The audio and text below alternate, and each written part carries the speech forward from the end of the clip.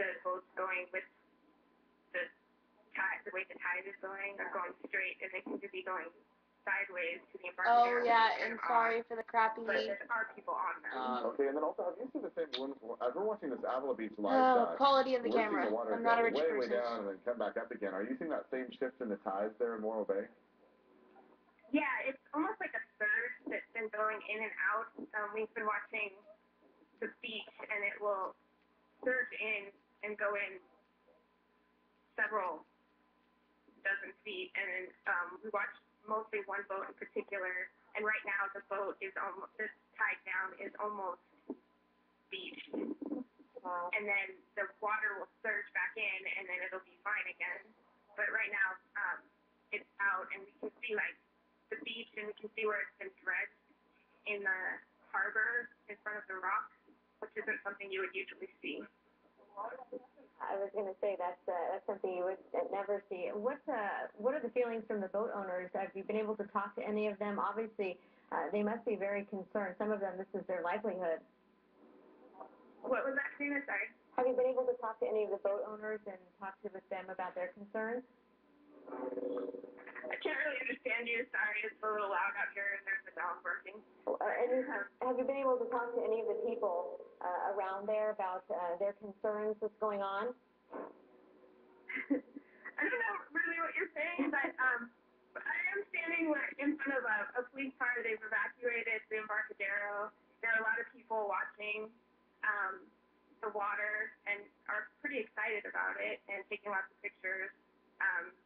And we're mostly just focusing on several boats that are drifting and watching the water go in and out. All right. Well, thank you very much. And obviously, kind of busy out there, but so we have had conflicting reports. That was our photographer Kim Wolberg on the phone with us, and she's saying that there are definitely boats that are not tied up, but that she's seen people on all of the boats that are not tied to a dock right now. But interestingly, we have seen that same surging of the water in and out of the harbor in Morro Bay. It'd be fascinating to look at that in the sense that you can see the dredging channel there. If you've lived here for a while, you know that every so many years they'll come through and dredge the center part of that harbor so that the larger boats can get in and out of the harbor. So. But you can't ever see it. No, you cannot, which would be kind of interesting. Quite a sight.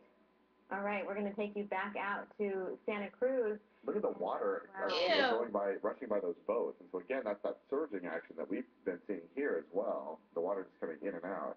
And we were taking some live shots earlier where we actually saw a boat floating in the water, capsized, obviously, under a bridge on its side, and then also running up against some boats that were docked. And that's all because a dock there broke loose. Or broke and sent a lot of the boats into the water. And dock right there, floating by. Look at the boats all up against the sides of the different, I don't know what you call those, different docks there. They're slips. That's what you call them, because the sides of their slips. But you can definitely see the water rushing by as it's moving in and out. That's the same thing that we're seeing here. Oh, there's another boat upside down at the bottom of a boat that we just saw floating by upside down. Now, as we were saying, this is totally not as bad as Japan. Boat owners in Morro Bay did leave the harbor and headed out for the ocean because, in a sense, it's safer out there. It may be hard to imagine, but it is safer out in the ocean. And Nancy Chen also telling us that a lot of the boats that she normally would see out in the Port San Luis harbor have also left, and she doesn't see as many boats that are usually out there. So some boat owners taking precaution. Obviously, wow, this is quite damaged. It's quite a lot of damage in Santa Cruz. Pieces of the dock floating by, pieces of boats floating by. We saw the bottom of a boat that had obviously capsized floating by. We've seen other boats broken away and then making their way both sides under this bridge. It looks like lots of cars slowing down, watching what's going on out there.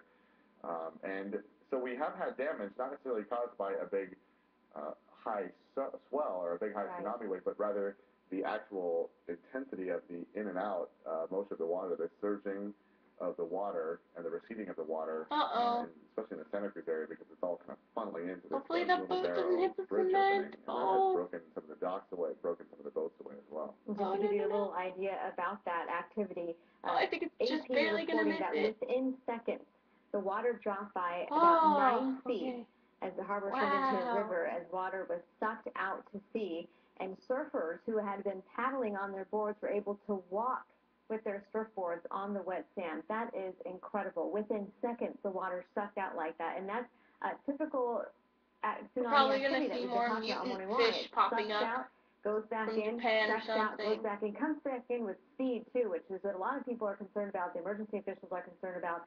They're not so concerned about exactly, maybe how high the wave will be, but with the speed that comes along with these tsunami waves, which can be very damaging, as we're taking a look the at boat doesn't in crash Santa into Cruz, which is going anything. on there. That Poor is just person. absolutely incredible. Within seconds, it dropped by 9 feet. That's unbelievable. And you can only hope that the surfers are okay. We haven't heard anything about that. There's obviously a leak I boat know. which is about to make impact with something else there that just went under the bridge. Lots of folks running back and forth under the bridge as well. Probably not the safest place to be this morning. You would not want to be the owner of this boat. Oh, no. Watching helplessly Oh. as it's about to impact here. 1, 2, 3. Oh. Oh, man. So again, the damage in Santa Cruz caused by the receding of the water back and forth thanks to the tsunami activity. And we are seeing that same type of activity here, but so far we have not seen damage ourselves. We do have this information in. Federal regulators say California's Diablo Canyon and also the San Onofre nuclear power plants are both operating normally and are being monitored by inspectors during this West Coast tsunami threat. This is from a Nuclear Regulatory Commission spokesman. Neil Sheehan says the San Luis Obispo and northern San Diego County plants are taking precautions because of the earthquake that happened in Japan and the resulting tsunami. Yeah, By the way, there's probably going to be an earthquake here sometime soon. soon. Back to Avila Beach, where the water is back in again. And is approaching. Here comes the water. that old high It's water showing you mark the once again. difference. The water is just receding and coming back in a matter of minutes. Just finishing up this That's story so for you. The crazy. NRC inspector at the Diablo Canyon Nuclear Power Plant is monitoring the plant's response to the area If you tsunami. go in the The water, plant has you declared get an unusual arrested. event. Woohoo. So they have all the plant personnel in there as well as I'll probably an edit this NRC resident video inspector at the later plant, on making sure that it's, everything's to moving along smoothly. cut And out so all far, the dibble-dabble in we between are and just show in you good guys shape the here difference along of the Central Coast, the San Luis Obispo it County sucking coastline. out Well, we've had a couple of interviews and with surging in. PG&E spokesperson Corey Raftery throughout It's the morning, pretty crazy. and he's been telling us that the plant itself is not in any danger. When we're talking about The big difference tsunami waves of what's potentially going on. reaching 7 feet, that's at sea level. And so keep in mind, the actual plant at Diablo Canyon is 80 feet above sea level. So the My concern really is not about it affecting boyfriend the plant. The concern is that lives in the San low-lying Diego. areas where you enter I the kind of plant fear at for the gate him. could become flooded, and He lives right on the potentially beach keep area. folks who are working on I the don't know how plant bad it's going to be in San exiting if Diego. they I need haven't to. really So, heard anything from that area. limited access What's to the going to plant is happen? underway right now, but definitely no really concerns for the yikes. plant itself. Look how far that's Just want coming to up. let folks know too, we keep getting feedback along our Facebook page, and I know that we were a bit concerned about that civil emergency warning, which has been broadcasted across the top of our screen a couple of times. That is part of the emergency broadcast system. That's an automated system. That message is broadcasted across the top of our screen as a result of actions taken at the County Office of Emergency Services.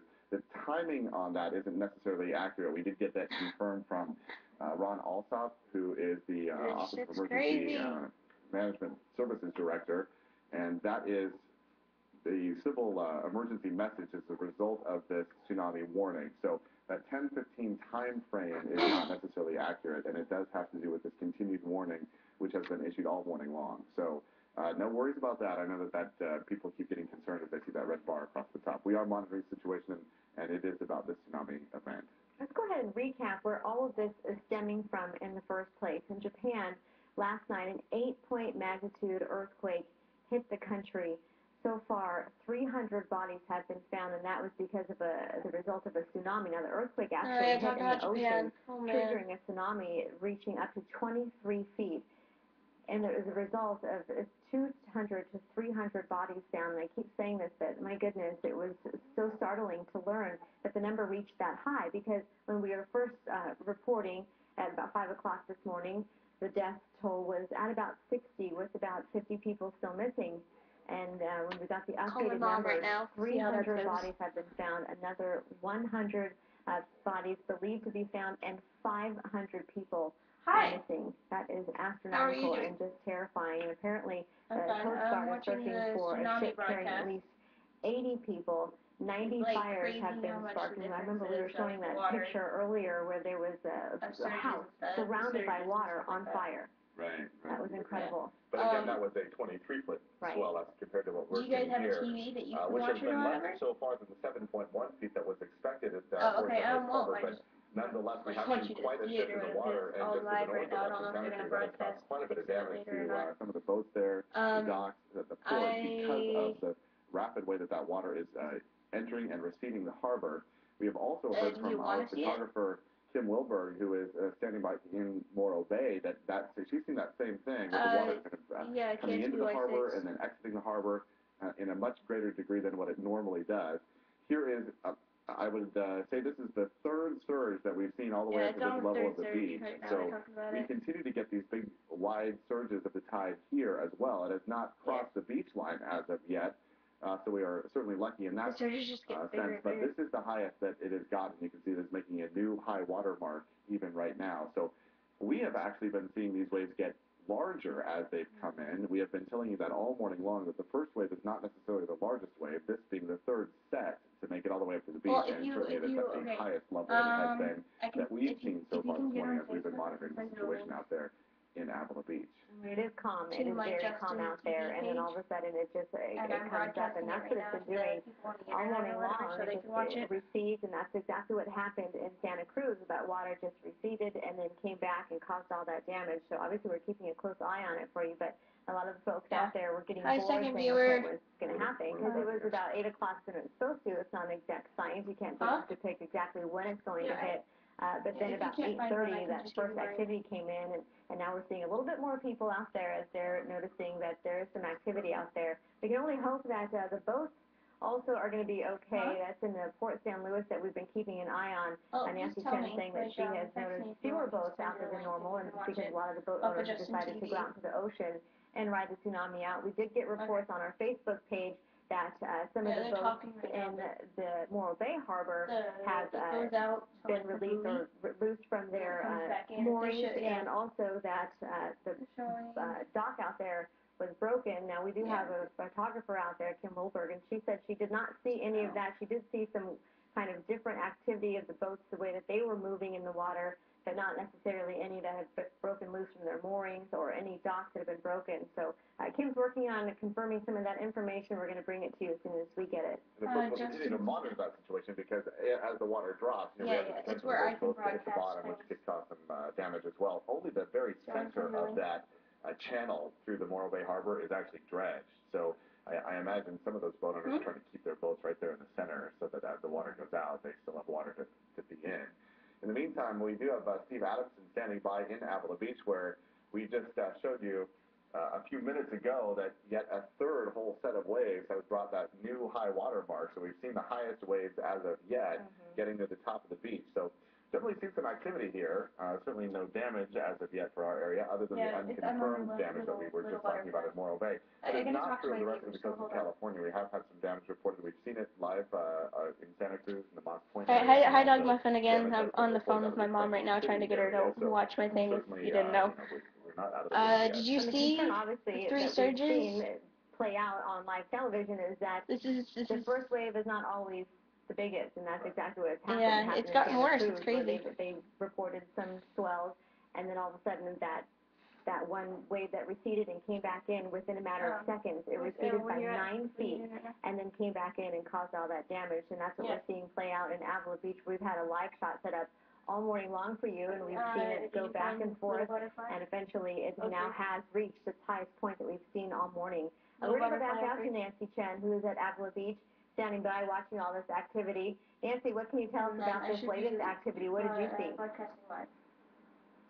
Hi, Karina. I see the water come in swells, and you can see right behind me, it's coming in actually, this might be just the highest point it's come up all morning for the past hour or so. All that water has been swelling, and it's not really one huge wave. It's the swell that's coming in faster and faster than normal. But I've been talking to a lot of people who live around here, and they say it's not really unusual for high tide for the water to come out this far. But I don't know if you can pan all the way down there.